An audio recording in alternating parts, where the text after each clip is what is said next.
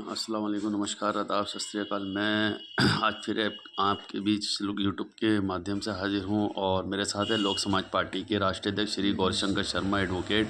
शर्मा जी, स्वागत है जी आपका। नमस्कार। शर्मा जी, अभी जो वकील द्वारा हड़ताल की गई, बहुत सारी ऐसी संस्थाएं थी जिन्होंने साथ दिया। क्या ऐसी वजह थी जो कि हड़ताल वकीलों को भी हड़ताल में बैठना पड़ा? और कई जगहों पर तो ये लगा कि मैंने यूट्यूब के माध्यम से या फेसबुक के माध्यम से वीडियो आई कि 7-7 दिन लोगों ने भूख हड़ताल की। तो क्या इस पे देखिए सरकार की मंशा क्या थी? देखिए वकीलों के बीच उनको रेगुलेट करने के लिए हर स्टेट की एक bar council, state bar council है और इन सब के ऊपर बार काउंसिल ऑफ इंडिया, जिसका दफ्तर आईटीओ के पास है, विधिक परिषद यहाँ पर है।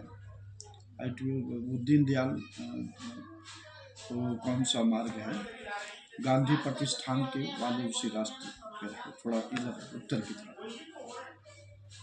तो भारत सरकार जो है, आप देखे होंगे, उसका खास करके भारतीय जनता पार्टी वो चाहती है इस देश में संविधान का शासन ना हो करके एक अधिनायकवाद, एक मतलब सेमी राजतंत्र।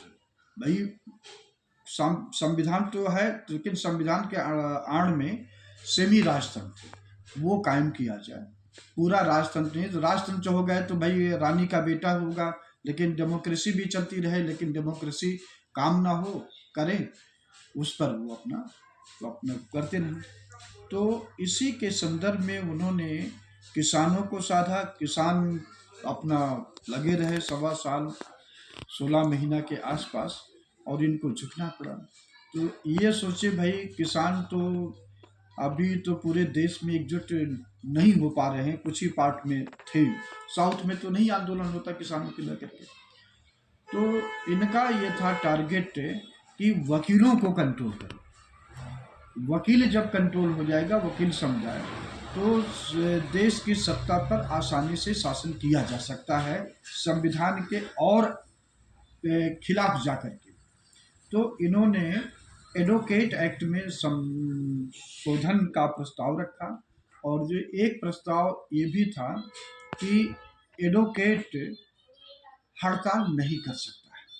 अब आप देखिए, संविधान के अनुच्छेद 19(1)(a) और 19(1)(b) ये जो है अपना freedom of speech and expression के साथ right to assemble peacefully without arm ये दिया गया है। तो जब संविधान में फंडामेंटल राइट आप दिया गया है, तो उसको आप कैसे कर्टेल कर सकते हो?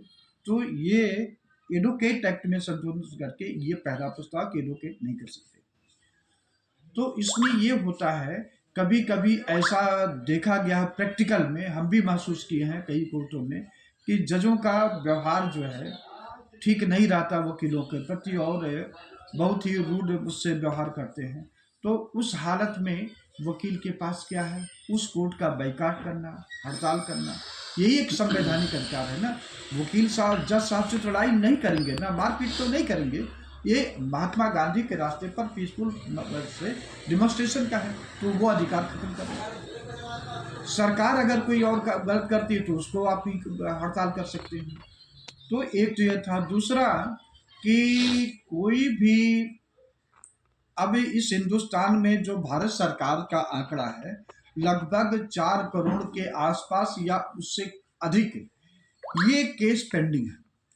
तो मान लीजिए आप मोटी मोटा 4 करोड़ है, तो 4 करोड़ में से जब भी डिसीजन होगा तो 2 करोड़ तो हारेंगे, 2 करोड़ जीतेंगे। और ये प्रेजम्पशन माना जाए कि हर साल 1 लाख केस डिसाइड हो जाते हैं, तो 50,000 जो है लिटिगेंट पार्टी हारेगी।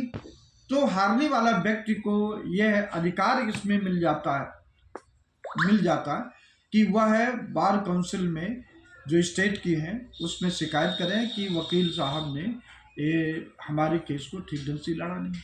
तो उसमें अप टू 3 लाख जुर्माना का प्रावधान है, अगर ऐसी बात प्रूफ हो जाती है।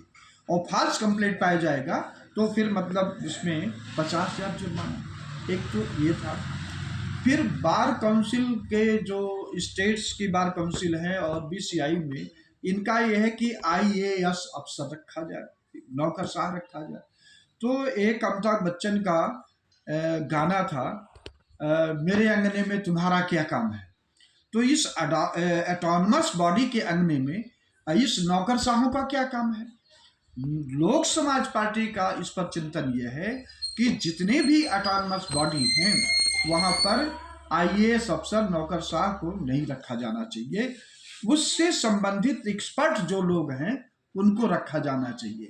तो दिल्ली में जो वकील साहबान का एसोसिएशन है उसमें हम भी इंक्लूड हैं। तो उसमें समझिए कि बड़े मुस्तैदी से लोगों ने आंदोलन किया, खास करके तीसियारी और कड़कड़डूमा की वकील, और द्वारका में भी सुनने में आया है कि वो अच्छी तरह से फाइट किए हैं, शांतिपूर्ण चला। और बल्कि ये सुनने में आया और मैं देखा भी, जो बीसीआई के लोग हैं, अब किसने भेजा मैं तो उसमें नहीं कह सकता, कि वो कहें कि अभी ये प्री मेच्योर है, आप लोग हड़ताल मत कीजिए। अब उनके हिसाब से जब कानून बन जाएगा तब कीजिए। अरे इन्हीं लोगों की, मैं तो एग्जेक्टिव नहीं गलत इस्तेमाल कर सकता, लेकिन इन्हीं लोगों के कारण जो 3 कानून आईपीसी जिसको बीएनएस कहा गया, और सिविल प्रोसीजर कोड जिसको बीएनएस कहा गया, और उसके बाद में एक एविडेंस एक्ट उसको भारतीय न्याय संहिता, वो साक्ष्य संहिता बीएसए। तो ऐसा जो है उन्होंने पास किया, उसमें कुछ नहीं, आगे पीछे सेक्शन बदल दिए हैं। अब ऐसा करने से कई लाख किताबें छपी हैं, कई लाख की बल्कि कई करोड़, तीनों का अगर लिखा जाए, यूनिवर्सिटी में भी काम आया, काम चलना चाहिए, एडवोकेट्स के पास भी होना चाहिए।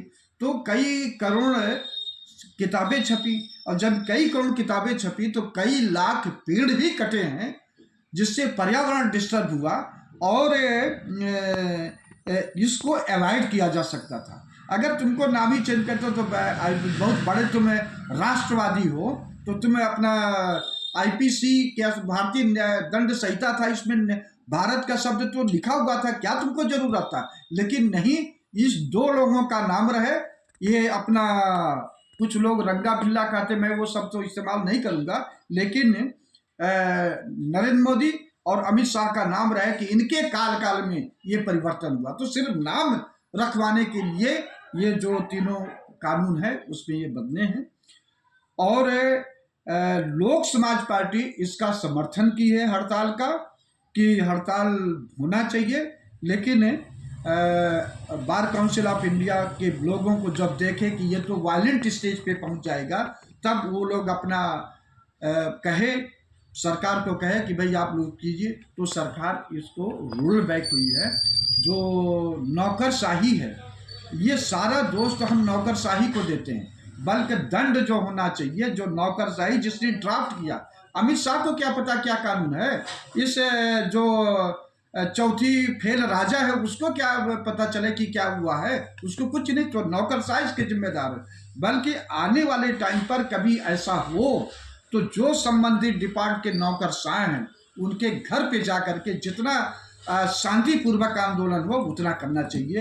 लोक समाज पार्टी का चिंतन इस पर यह है, अगर ऐसा करते हैं। शर्मा जी, 5 साल हो चुके हैं दिल्ली दंगे को लेकर, ये एक इससे ही जुड़ा हुआ एक मुद्दा है, और कुछ केसों में सुनवाई अभी तक नहीं हुई है, कुछ लोग अभी भी जेलों के अंदर हैं, और बताया जाता है कि लगभग 700 से ज़्यादा एफआईआर हुई थी, जिसमें से 400 के आसपास लोग बरी हो गए हैं, क्योंकि उन पर कुछ पुलिस द्वारा जो उन्होंने इल्ज़ाम लगाए थे वो साबित नहीं हुए, तो उनकी सुनवाई नहीं हो पा रही है, क्या क्या कारण है? देखिए ऐसा है ना, उसमें कई फैक्टर होते हैं।